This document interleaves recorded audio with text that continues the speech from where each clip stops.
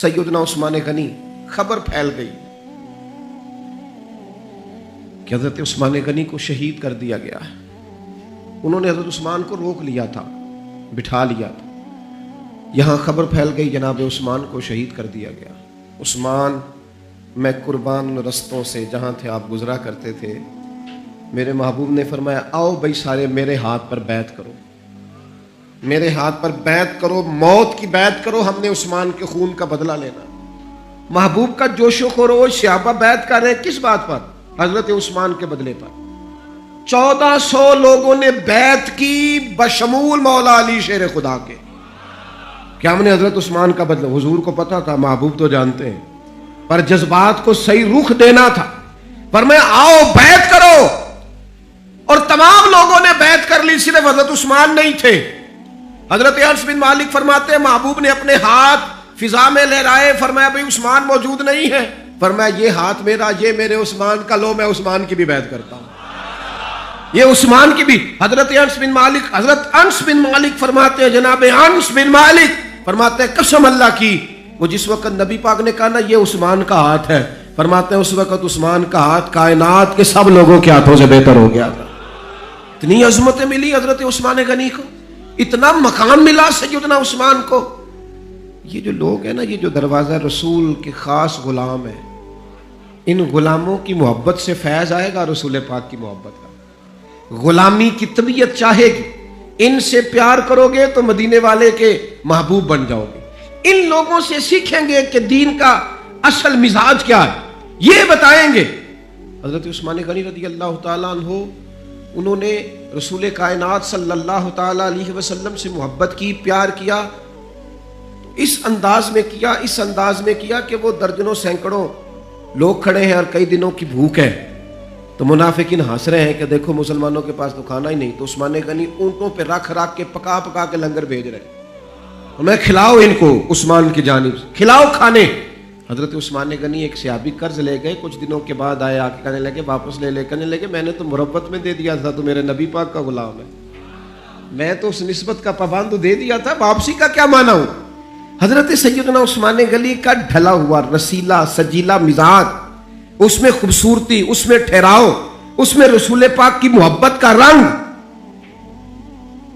हजरत रुकैया रज़ी अल्लाह ताला अन्हा हुजूर की साहिबजादी हैं, उनके साथ हजरत उस्मान गनी का निकाह हुआ। जनाब उसामा बिन ज़ैद कहते हैं हुजूर ने मुझे कुछ चीज़ देने भेजा। अभी मैं छोटा था, घरों में चला जाता था, और बाज़ ने लिखा अभी पर्दे की आयतें नहीं आई थी, लोग जाते थे एक दूसरे के घरों में। हजरत उसामा बिन ज़ैद कहते हैं मैं गया खाना देने, तो मैंने दोनों मियाँ बीवी को घर में बैठे देखा। मैं वापस आया तो महबूब फरमाने लगे मेरी बेटी और मेरे दामाद को देखा? तो मैंने कहा या रसूलल्लाह देखा है। फरमाया इतने खूबसूरत लोग पहले भी कभी देखे? इतने खूबसूरत थे हजरत उस्मान गनी, इतने हसीन थे, इतना उनके मिजाज में नफासत थी, इस कदर ज्यादा शर्म हया वाले। हुजूर फरमाते हैं ऐसे लोग कभी देखे? मेरे दोस्तों, इन लोगों से प्यार करना, इनसे मोहब्बत करना, इनके नामों पर अपनी औलादों के नाम रखना, इनकी गुलामी का जिक्र अपनी तबीयतों में पैदा करना। और फिर नबी पाक सल्लल्लाहु तआला अलैहि वसल्लम ना उनका जिक्र करते तो मुख्तलिफ अंदाज में, मुख्तलिफ जावियों से। महबूब एक बाग में बैठे, ये भी जरा देखना, कभी मन मौज में होता है और तन शौक में होता है, कभी कैफियत और होती हैं। कभी वो एक मकाम पे कहा था ना, मेरे ऊपर एक ऐसा वक्त आता है कि मेरे साथ मेरा रब होता है जो उसकी शान के लायक। तो नबी पाक अलैहिस्सलाम पर गोया वो जो हुजूर फरमाते हैं ना, मेरे साथ एक ऐसा वक्त आता है जब मेरे साथ मेरा करीम मालिक करम नवाजी फरमाता है, वही आती है, या कलाम करता है। तो महबूब पाक सल्लल्लाहु अलैहि वसल्लम तशरीफ फरमाए हैं। जनाब अबू मूसा अशअरी रज़ी अल्लाह तआला अन्हु फरमाते एक बाग में हुजूर बैठे थे, तो मेरी हुजूर ने ड्यूटी लगाई बाहर दरवाजे पर। फरमाते हैं बाहर कोई आया उस बाग के दरवाजे पर, तो हुजूर फरमाने लगे जो दरवाजे पे आया उसे इजाजत भी दे दो और जन्नत की बिशारत भी दे दो।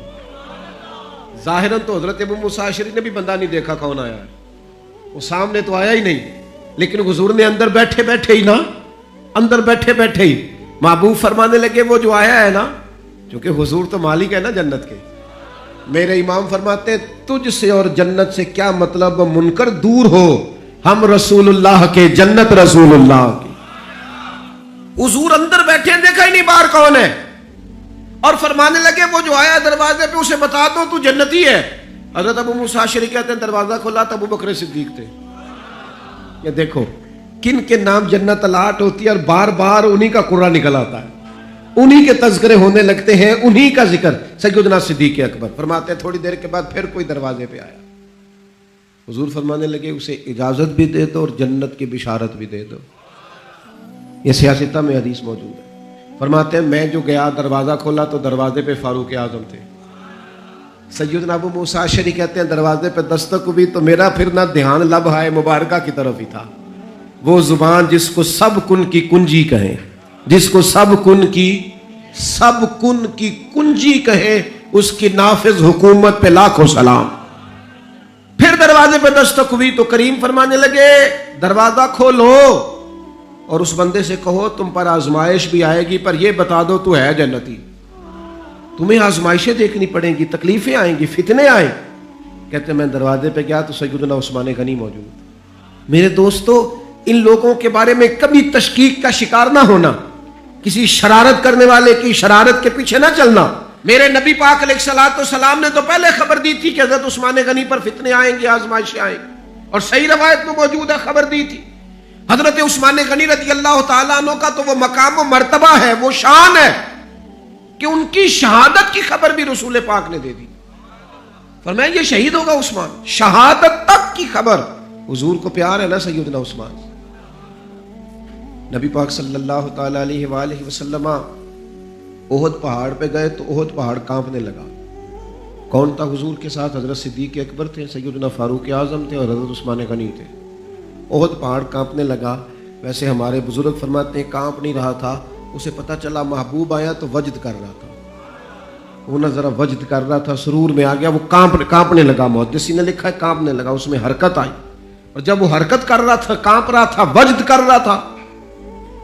حضور پتہ کیا فرماتے ہیں احد سے؟ یہ باتیں ہم سنتے ہیں, کبھی ان کا مزہ تو لے کے دیکھو. پھر غور کرو, حضور ہیں پہاڑ پہ, حضرت عمر ہیں, سیدنا ابو بکر ہیں, حضرت عثمان ہیں. حضور پہاڑ پہ ہیں, پہاڑ کانپا ہے, وجد کیا ہے, حرکت کی ہے. حضور پتہ کیا فرماتے ہیں؟ فرماتے ہیں احد ٹھہر جا, تیرے اوپر ایک نبی ہے, ایک صدیق ہے, 2 شہید ہیں. اور تو دیکھ تو صحیح, مقام دیکھ, اعزاز دیکھ, احترام دیکھ. تیرے اوپر ایک نبی ہے, ایک صدیق ہے اور 2 شہید ہیں. دنیا میں بڑے شہید ہوئے, پر اس شہید کا مرتبہ بھی جانتے ہو جسے حضور نے شہید کہا؟ ایک تو یہ ہے نا پراپوگنڈے پر لوگ بڑے لوگوں کو شہید کہتے ہیں, اور جنہیں حضور کی زبان اطہر شہید کہے, نبی پاک جنہیں شہید کہے. رسول پاک علیہ السلام نے فرمایا 2 شہید ہیں. تو 2 شہید کون تھے؟ ایک حضرت عمر فاروق, ایک حضرت عثمان غنی. اور پھر نبی پاک نے نہیں دی, شہادت کی خبر نہیں دی. حضور نے یہ بھی بتایا ان کا مقام کیا ہوگا, ان کو ملے گا کیا. اللہ کے حبیب صلی اللہ تعالیٰ علیہ وسلم فرمانے لگے ایک تو شہادت ہے, اور شہید کو جنتی, اور صحابی ویسے ہی جنتی, اور پھر عشرہ مبشرہ, اور پھر خلفائے راشدین, اور پھر سیدنا عثمان غنی, اور پھر شہادت کا اعزاز. یہ ساری نسبتیں تو اپنی جگہ, لیکن رسول کریم صلی اللہ تعالیٰ علیہ وسلم ارشاد فرمانے لگے ہر نبی کا کوئی نہ کوئی رفیق ہوتا ہے, اور فرمایا میرا رفیق عثمان غنی ہے, وہ بھی جنت میں. یہ جنت میں میرے رفیق ہوں گے, میرے ساتھ ہوں گے سیدنا عثمان غنی رضی اللہ تعالیٰ عنہ.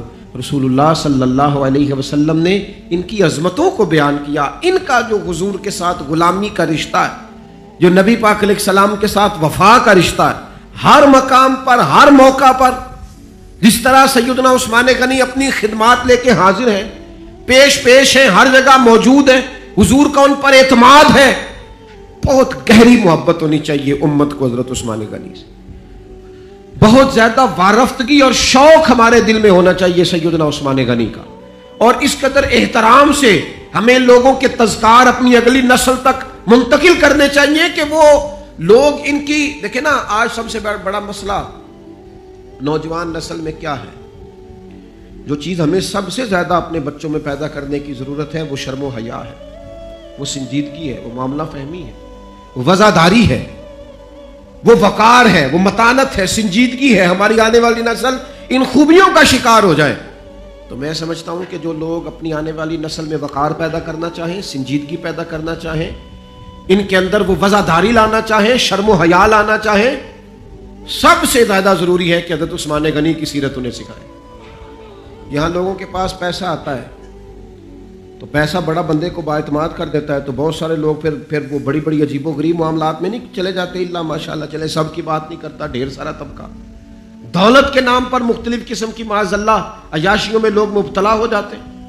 حضرت عثمان غنی کو اللہ نے اتنا مال عطا فرمایا، لیکن پھر بھی جھکی ہوئی نظریں، پھر بھی پیکرے شرم و حیا، پھر بھی وہ اپنے گھر کے اندر غسل کر رہے ہیں تو پھر بھی تہمت باندھ کے غسل کر رہے ہیں۔ فرماتے مجھے اپنی آنکھوں سے بھی حیا آتی، میں کوئی ایسا کام نہیں کرنا چاہتا جو حیا کے معنی ہو۔ ان کے مزاج کے اندر ایسی حیا تھی کہ ان کا کردار حیا بانٹتا تھا۔ کچھ لوگ ہوتے ہیں نا کہ جو کسی ایک مخصوص چیز کو سخت ناپسند کرتے ہیں۔ حضرت عثمان غنی رضی اللہ تعالیٰ عنہ انتہائی وزادار شرم۔ آج میری سوسائٹی میں زو مانا باتیں پھیلائی گئی، غلط باتیں کی جاتی ہیں، ایسی باتیں اور ایسے لوگ اس سطح پر اتر کر باتیں کرتے ہیں جن کے منہ سے اچھی بھی نہیں لگتی کہ یار آپ اپنی وزاداری دیکھیں، آپ نے کتنی کمزور بات کر، بچوں کے بیچ بیٹھ کر، دوستوں کے بیچ بیٹھ کر آپ نے اتنی چھوٹی بات کر دی۔ آپ نے صرف 2 لمحوں کے لیے لوگوں کو ہنسانا تھا، لیکن آپ نے حیا کا خیال نہیں رکھا۔ آپ کے جو من میں آیا آپ نے کہہ دیا۔ ہر بات کو سنانے کی ہوتی ہے، ہر بات پہ حضرت علی شیر خدا فرماتے میں نے ایک مخصوص مسئلہ حضور سے پوچھنا تھا، لیکن مجھے اتنی حیا آتی تھی میں کئی ہفتے کئی مہینے پوچھ نہیں سکا، حالانکہ بات شریعت کی پوچھنی تھی۔ فرماتے پھر کوئی شخص آیا، اس نے وہ بات پوچھی تو میرا بھی مسئلہ حل ہو گیا۔ مزاج میں جب شرم و حیا ہوتی ہے، اور فرمایا جب بندہ بے حیا ہو جائے پھر جو مرضی کرے، پھر تو لوگ باپ کو مذاق کرتے ہیں، پھر تو اپنے بزرگوں کو مذاق کرتے ہیں۔ لہجوں کا سنجیدہ ہونا، متانت، وزاداری، وقار، ہر جگہ ہر بات نہیں کی جا سکتی، لہذا انسان کو اپنی ہر حیثیت کا خیال ہونا چاہیے۔ حضرت عثمان غنی کے مزاج کے اندر جو حیا کوٹ کوٹ کے بھری ہوئی تھی، نبی پاک علیہ السلام آرام فرمایا، بڑی معروف روایت ہے، اور تھوڑی سی پنڈلی مبارک سے چادر مبارک کٹی ہوئی ہے۔ حضرت ابو بکر آئے، حضور لیٹے رہے، عمر آئے، لیٹے رہے، سیدہ عائشہ کہتی ہیں عثمان غنی آئے۔ اچھا ایک بات یہاں، حضرت عمر مزاج کے جلالی ہیں، جناب عثمان تو ٹھنڈی طبیعت کے آدمی، لیکن ان کے مزاج کے اندر وہ جو ایک الگ وزاداری ہے، ان کے مزاج کے اندر وہ جو اس معاملے کے اندر بہت زیادہ سنجیدگی ہے۔ دروازے پہ دست، کوئی کون ہے دروازے پہ؟ حضور میں عثمان غنی۔ فرمایا ذرا رکو، سیدہ کہتی ہیں حضور اٹھ کے بیٹھے۔ اللہ کرے آپ سمجھیں، یہ حضور کی شفقت ہے غلام کے لیے، یہ محبوب کی۔ اوے چھوٹے تو خیال رکھتے ہی ہیں بڑوں کی، یہ پسند ہے یہ پسند ہے، لیکن اگر محبوب کریم اتنا کرم کرے، اپنے غلام کی چاہت کا خیال کریں، تو پھر بات بھی دیکھیں اور پھر اس غلام کی شان بھی دیکھیں۔ نبی کریم صلی اللہ تعالی وسلم نے فرمایا ذرا رکو۔ حضرت عثمان غنی رک گئے، محبوب اٹھے، پہلے اپنی چادر مبارک کو ٹھیک کیا، اور پھر حضور نے فرمایا اب آ جاؤ۔ بات چیت ہوئی، سیدنا عثمان تشریف لے گئے، باقی بھی چلے گئے۔ تو سیدہ عائشہ صدیقہ کہتی میں نے عرض کی حضور ابو بکر صدیق بھی آئے، فاروق اعظم بھی آئے، اور عثمان غنی۔ یا رسول اللہ آپ نے کہا رکو، اور رکے، پھر آپ نے اپنی تہمت کو سمیٹا، تو کریم نے کیا فرمایا؟ حضور فرمانے لگے عائشہ جس سے فرشتے بھی حیا